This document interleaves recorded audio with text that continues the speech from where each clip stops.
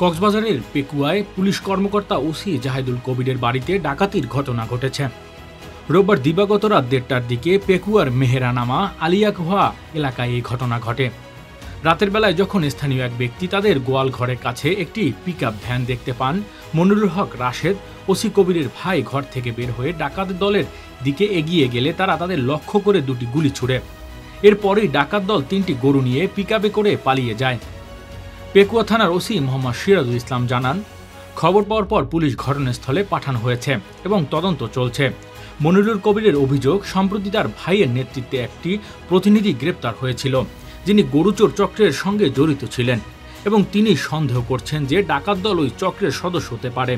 OC Zahidul কবির জানান, ঘটনার সময় তিনি কর্মস্থলে ছিলেন এবং বিষয়টি স্থানীয় থানায় জানান। পুলিশ ঘটনাটি তদন্ত করছে এবং লিখিত অভিযোগ পেলে প্রয়োজনীয় ব্যবস্থা নেওয়া হবে। Desk report, metro TV.